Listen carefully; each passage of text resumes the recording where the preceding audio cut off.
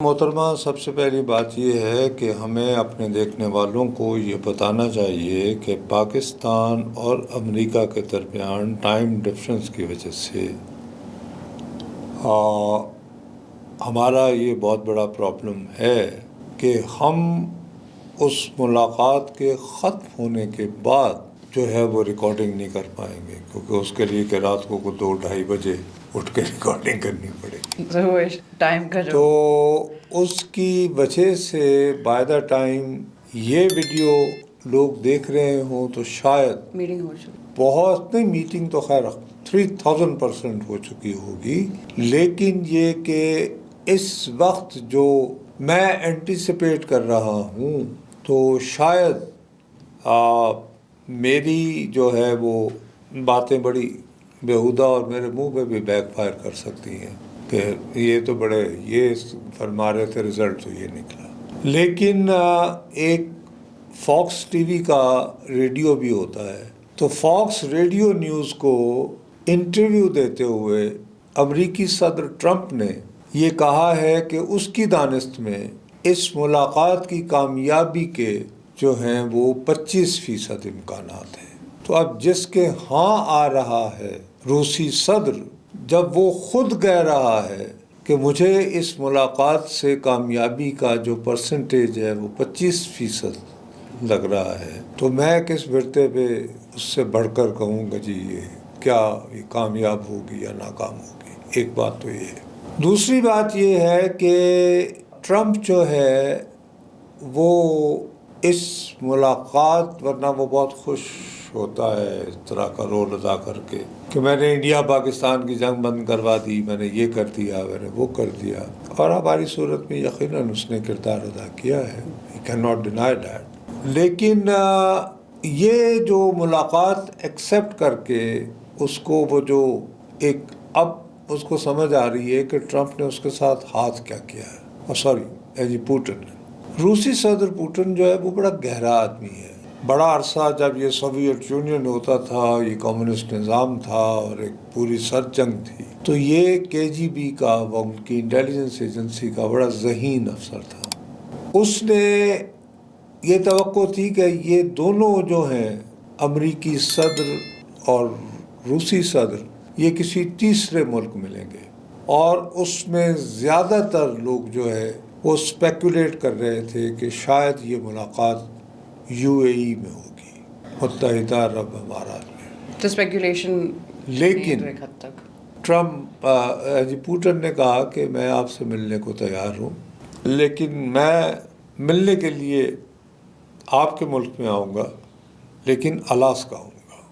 Alaska, आपको ये बात पता है कि बहुत अरसे तक रूस का हिस्सा रहा है। तो उनके बॉर्डर्स आज भी शायद बॉर्डर्स वो समंदर है बहुत बड़ा दरमियान में, रशिया अलास्का, लेकिन बहरहाल वो करीब ही है। और ये जहाँ मुलाकात हो रही है वहाँ पर ये वहाँ के एक बहुत बड़े एयरफोर्स के कॉम्प्लेक्स में होगी, और वो एयरफोर्स का बुनियादी मकसद ही रूस पर निगाह रखना है अलास्का से, वो जो आलात वगैरह लगे होते हैं। एनीवे, तो अलास्का जो है वो रूस की टेरिटरी थी, तो एक हवाले से वो अमेरिका को ये कहेगा वहाँ जाके, वो ये पैगाम ये दे रहा है कि मैं तो अपनी ही सरजमीन पर आया हूँ।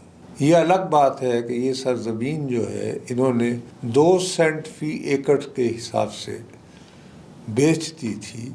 इन अलास्का इसलिए रूस ने अपने कब्जे में रखा हुआ था कि वहाँ पे ऑटर नाम का एक जानवर होता है जो इसके करीब तरीन ऊद बुलाओ, एक हमारे यहाँ उर्दू का लफ्ज़ है, ये जानवर उससे मुशाबहत रखता है, तो उसकी जो खाल है वो बहुत गर्म होती थी, और आज से 300-400 साल पहले उस एक खाल की कीमत आपको $100 मिल जाती थी, यानी इतना ये ऑटर्स की। और रिज़ल्ट ये हुआ कि इन्होंने इतनी बेरहमी से उसका शिकार शुरू किया कि उस जानवर की नस्ल ही बेचारे की वहाँ पे मादूम हो गई। तो अब ये उनके लिए घाटे का सौदा था उसको अपने कब्ज़े में रखना। दरीसना ये हुआ कि उन्होंने खिलाफत उस्मानिया से क्रीमिया जिसको हम लोग बोलते हैं, वो छीनने की जंग में मुब्तला हो गए। तो उस जंग में उनको ज़ाहिर है कि खिलाफत उस्मानिया के साथ जंगजू, ये जो तातार कौम है, इसका ये मरकज़ है क्राइमिया था। वो अलग बात है कि बाद में जब ये सोवियत यूनियन हुआ तो इन्होंने तातारियों को, स्टालिन ने ये बेहुदा इल्ज़ाम लगा के कि जी वो नाजी जर्मनी के साथ वो कोलैबोरेशन कर रहे थे। Sir Joseph Stalin? जी जी, जोसेफ स्टालिन बहुत बड़ा डिक्टेटर था और उसने वहाँ वो क्रीमिया से तमाम तातारियों को निकाल कर बाय फोर्स जो है मजबूर किया कि वो उज़्बेकिस्तान में और कज़ाकिस्तान मुंतकिल हो जाए, और हज़ारों तातारी और नस्ल लोग बेचारे यूक्रेन से वहाँ मुंतकली के दरमियान जो है मारे गए, जान से जाते गए। ज़ाहिर है कि उस ज़माने में सर्दी का मौसम और ये इतना लंबा सफ़र। एनीवे, उसके बाद जब ये रूस टूटा है after the fall of Berlin wall, तो यूक्रेन जो है उसके हिस्से में आ गया ये क्राइमिया। लेकिन पुतिन जब ये बरसर इक़्तिदार आया तो पहली जो इसने जंग 2014 में जब वो लड़ा था, इसके साथ यूक्रेन पे हमला किया था, तो उस वक्त उसने क्रीमिया को छीन लिया था।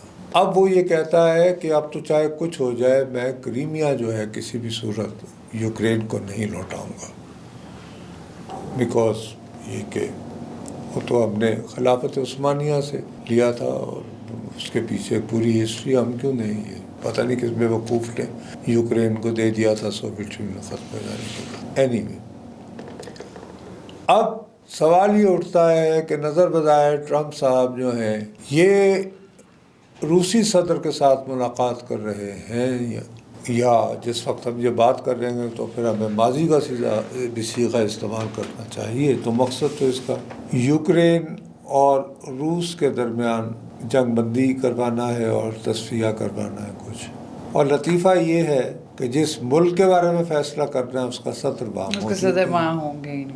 अब उसके पीछे एक रौनत है, और ये रौनत जो है हमें उससे बहुत खौफ में मुब्तला होना चाहिए, और बहुत सोचने की बात है पूरी दुनिया के लिए। 1945 में याल्टा कॉन्फ्रेंस हुई थी, सेकेंड वर्ल्ड वॉर ख़त्म होने के फ़ौरन बाद। इत्तेफाक से याल्टा जो है वो भी क्रीमिया का ही एक शहर है, और उसमें सिर्फ 3 बंदे बैठे थे, अमरीकी सदर द देन यानी फ्रैंकलिन रूजवेल्ट, बरतानवी वज़ीर आज़म सर जॉन विंस्टन चर्चिल, और रूसी सदर जोसेफ मार्शल टीटो वो स्टालिन। और उन तीनों ने मिलकर ये फैसला कर लिया था कि हमारे अपने अपने हल्का असर क्या होगा, कि ये वाले मुल्क तुम्हारे और ये वाले तुम्हारे और ये तुम्हारे, और कोई उसमें और कोई शामिल ही नहीं था, और उनकी बंदर बांट हो रही, ऑब्जेक्शन भी कोई नहीं होगी। और हत्ता के यूरोप का जाहिर है कि उन्होंने शिकस्त दी थी जर्मनी को, तो जर्मनी को उन्होंने कहा अच्छा जी वेस्ट पार्ट जो है वो अमेरिका और उसके इत्तेहादियों का कि वो रहेगा, और ईस्ट जर्मनी जो है वो सोवियत यूनियन का हिस्सा रहेगा। मसा एक कौम को उन्होंने 2 हिस्सों में तकसीम करके, ये ऐसे है कि अल्लाह माफ़ करे कि 1947 में कोई कहता कि जी पाकिस्तान इस मुल्क का होगा और इंडिया इस मुल्क का होगा, इस तरह की बात। तो ये ट्रंप जो है ये इसके अंदर ये ख्वाहिश है कि भाई मल्टीपोलर वर्ल्ड है, तो इस वक्त 3 बड़ी क़ुव्वतें हैं, अमेरिका है, रूस है और चीन है। तो हम तीनों मिलके अपने अपने हल्का असर कि भाई ये वाला एरिया पे ज़्यादा आपका कंट्रोल होगा। और एक ज़माने में ये अमेरिका की मॉनरो डॉक्ट्रिन होती थी, ये उसकी रिपीट है। कौन कहता है कि तारीख खुद को नहीं वाक़अतन नहीं दोहरा रही है। History तो repeating ट्रंप itself. अपने ज़हन पर वही उसी साम्राज्य अंदाज में ये सोच रहा है कि काश कि मेरे साथ चीनी सदर भी मिल जाए, शी जिनपिंग भी, तो मैं चीनी सदर और रूस के सदर हम मिलकर जो है ये फैसला कर लें कि जी दुनिया का कौन कौन सा मुल्क किस किस के जो है हल्का असर में आएगा, और उनके लिए हम एक जो है तय करते हैं code of conduct for the rest of the world. बहुत अच्छा सर, इतना सिंपल लग रहा है उसे। यही रौनक होती है बहरहाल। लेकिन ये कि मेरा ख्याल है कि इस झांसे में ट्रंप तो आ सकता है, बट मुझे बहुत यकीन है कि चीन इस गेम में हिस्सा नहीं बनेगा, क्योंकि अभी कुछ ही रोज़ पहले चीनी सदर ने ये बयान दिया है कि जी पूरी दुनिया को वहाँ मिलकर जो है वो जो इजारादार बनना चाह रहे हैं दुनिया का उसको रेजिस्ट करना चाहिए। बट एनीवे, तो ये एक काफ़ी एक यानी कि चौंका देने वाली बात है कि जिस मुल्क की नज़र बग़ैर आप जंग बंदी करवाना चाह रहे हैं तो उसका सदर वहाँ पे मौजूद ना होए और आप फैसला कर रहे हैं, ये बिल्कुल ऐसी बात है झगड़ा आपके और मेरे दरमियान है। और एक तीसरा सालिस होता है, यकीनन होता है, लेकिन सालिस फिर हम दोनों को बिठाएगा। हम में से कोई एक ना हो फॉर एग्जांपल और खाली तो हो, वो फिर सालिसी तो ना हुई। तो अब ट्रम्प साहब जब तक हम हैं तो वो अगर फ़र्ज़ करें कि वो उसकी फ़र्स्ट प्रायोरिटी ये है कि जी इस मीटिंग के इख्तिताम पर बोथ रशिया एंड यूक्रेन वो जंग बंदी को तैयार हो जाए। तो अगर जब हमारा ये प्रोग्राम चल रहा हुआ तो लोग जब देख रहे हों उन पर एक्सेस हो जाएगी, अपलोड हो गया हो, फ़र्ज़ किया कि अगर सीज़ फायर वाकई हो गई, आमादगी का हो गया है, जो मुझे मुश्किल नज़र आ रहा है क्योंकि ज़ेलेंस्की जो है वो बग़ैर कुछ ठोस गारंटीज़ के वो ऑलरेडी वो यूरोपियन मुल्कों से मिल रहा है। इस वक्त जब हम रिकॉर्ड करवा रहे हैं तो वो बरतानिया से यानी बरतानवी वज़ीर आज़म से भी मुलाकात कर चुका है। तो नज़र बताया तो बहुत मुश्किल नज़र आ रहा है। साथ ही वो ये कह रहा है कि अगर ये मुलाकात कामयाब ना हुई तो मैं वो लोग जो कि रूस से तेल ख़रीदते हैं उन पर मज़ीद पाबंदियाँ लगाऊंगा। तो भाई उसमें तो ज़ाहिर भारत पर तो लगाई आपने, लेकिन रूस से अभी जो तेल रूस बेच रहा है उसका तकरीबन 50% जो है वो चीन ख़रीदता है। तो चीन पर तो उसको हिम्मत ही नहीं हुई वो कोई यानी वो लगाने की, बल्कि अभी उसने 12 अगस्त को जो है या 11 अगस्त को अपना 90 मज़ीद दिनों का वो दिया है, पॉज किया है चीन के साथ। रीज़न बीइंग बड़ी सीधी सी बात है, हमारे पंजाबी में एक मुहावरा रब नेड़े के को सुन। अमरीका की इस वक्त जो है वो सबसे बड़ी प्रायोरिटी ये है कि वो टेक का जो है टेक इंडस्ट्री का आर्टिफिशियल इंटेलिजेंस का लमिया बन जाए। अब उसके लिए जो मैग्नेटिक चिप है उस पर मोनोपोली है चाइना की। तो ये अगर उनके साथ तिजारत के ऊपर हाई टैरिफ लगाता है as Trump has put on India, तो उस सूरत में चीन जो है वो ज़ीरो के एक चिप नहीं हम आपको एक्सपोर्ट करेंगे। तो वो जो सारे इदारे हैं इलेक्ट्रिकल व्हीकल्स बनाने के और ये कि जी आर्टिफिशियल इंटेलिजेंस में दुनिया को बीट करने के, वो तो सब धरे के धरे रह जाए। और इस हवाले से हमें यानी पाकिस्तानियों की हैसियत में अगर तो लोग तो इत्ता जाते हैं, अब ये सोचना चाहिए कि अमेरिका में और किसी हद तक रूस में भी अब सोच ये चल रही है कि यार हम बड़े मुल्क हैं तो ये छोटे छोटे क्या भेजते हैं, इनकी क्या हैसियत है, तो इनकी किस्मतों के फ़ैसले हमें करने चाहिए। तो ये एक बहुत मकसद ये कि दुनिया को दोबारा अपने अपनी कॉलोनीज़ में तब्दील करने वाली गेम का आगाज़ है और इसके बारे में we should be very careful. हल्का असर में तो इस हवाले से कोई सच्ची बात है कि पहले ज़माने में को पुश बैक होता था कि अमेरिका फ़र्ज़ करो अगर किसी मुल्क को बहुत तड़ी लगाता था, थल्ले लगाना चाहता था तो वो सोवियत कैंप में चला जाता था। सोवियत यूनियन किसी मुल्क के ऊपर को तड़ी लगाता था कैंप, तो वो अमेरिकन कैंप में चला जाता था, जैसे इजिप्ट चला गया था।